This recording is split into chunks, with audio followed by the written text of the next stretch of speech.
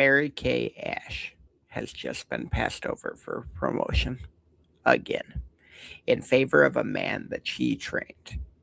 So she quits. She's 45 years old, recently widowed, and she has $5,000 in savings. 1 month later, she launches Mary Kay Cosmetics from a storefront in Dallas, Texas.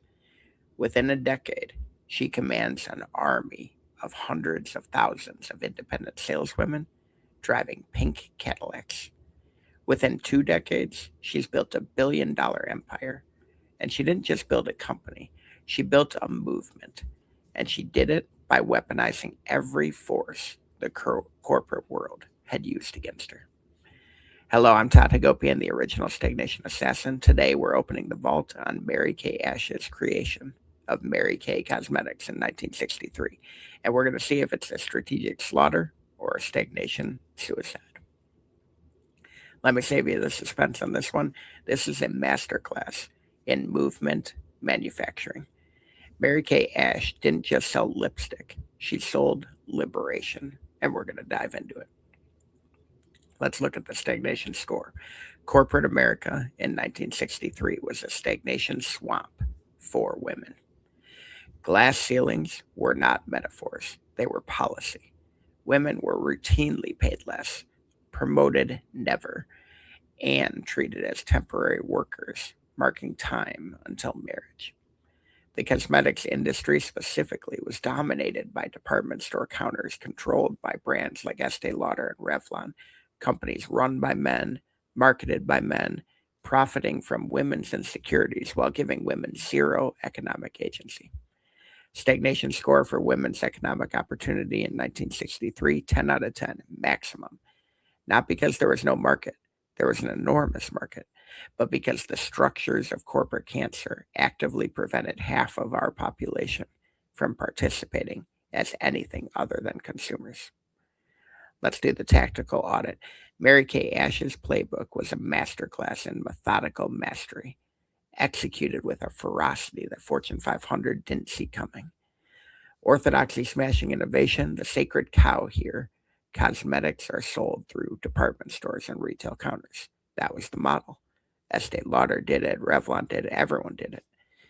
Mary Kay Ash slaughtered that sacred cow and sold cosmetics through relationships. The in-home party model wasn't entirely new. Tupperware had pioneered it, but Mary Kay perfected it for cosmetics. She understood something fundamental. Women trust other women. A friend showing you a product in her living room is infinitely more persuasive than a stranger behind a department store counter. She didn't build a sales channel, she built a trust network. Let's talk about grandiose goal setting. Mary Kay's stated mission wasn't to sell skincare, it was to give women unlimited economic opportunity. That's not a business plan, that's a battle cry. She wanted to create an organization where women would earn as much money as they wanted, advance as far as they wanted, and be recognized for their achievement without a man deciding what their ceiling would be. This was hypomanic level ambition in 1963. Remember, this is a year before the Civil Rights Act, a year before Title VII made gender discrimination in employment illegal. Mary Kay wasn't riding a wave, she was creating a wave. Let's talk about the Corellan method, productivity, the pink Cadillac. Let's talk about the pink Cadillac. Mary Kay Ash understood that recognition drives performance, so she created the most visible incentive system in American business history. Hit your sales targets, and you get a pink Cadillac. Not a bonus check that sits in the bank account, not a plaque that hangs on your wall, a car, a pink car that you drive every day and that everyone in America will see. This was the Corellan method, 600% productivity through relentless, unconventional force. The pink Cadillac wasn't just a reward, it was a rolling billboard, a social proof engine, a recruitment tool, all in one. Every pink Cadillac on the road was a silent advertisement that screamed, "This works."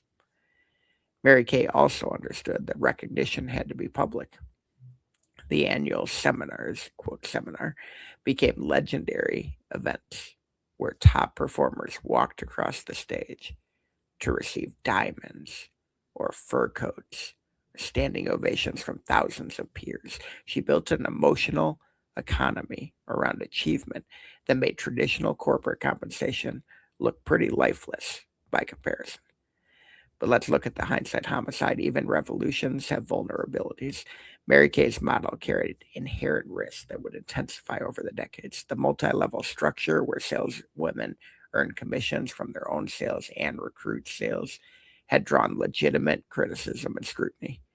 The line between direct selling and exploitative structures is one the company has had to navigate carefully and continuously over the years. If Mary Kay had applied the hot system more aggressively to the economics of the average consultant, the company could have preempted decades of criticism. The top performers in pink Cadillacs made extraordinary money. The average consultant's experience was far more modest. The gap between the aspirational marketing and the median outcome is a vulnerability that plagued the entire direct selling industry. The second flaw, succession and modernization. After Mary Kay Ash stepped back from daily operations, the company really struggled to maintain the movement energy that fueled its growth. The transition from founder-led crusade to corporate-managed operation is one of the hardest challenges in business, and Mary Kay Cosmetics did not always navigate it very smoothly. The verdict here, Mary Kay Ash built one of the most remarkable business empires in American history. Not with capital, not with connections, not with an MBA, but with a $5,000 investment, a rigorous fury, and an unshakable vision for what women could achieve. She created a model that has generated billions in revenue, provided economic opportunity to millions of women worldwide, and fundamentally changed the orthodoxy that said women's roles in business were limited to support functions. Kill rating here, 4 kills out of 5. 4 kills for building a movement from nothing, for orthodoxy smashing innovation, and for grandiose goal setting that changed an entire industry, and also for creating the most iconic incentive structure in business history. 1 kill docked for the structural vulnerabilities in the business model and the gap between top performer outcomes and the average consultant reality. Mary Kay Ash did not just declare war on stagnation, she declared war on an entire system, and she won. If you want to learn how to build a movement, not just a business, go to toddhagopian.com and stagnationassassins.com for the world's largest stagnation database. Pick up my book, The Unfair Advantage, Weaponizing the Hypomanic Toolbox, and remember, continue to declare war on stagnation with us here every single week.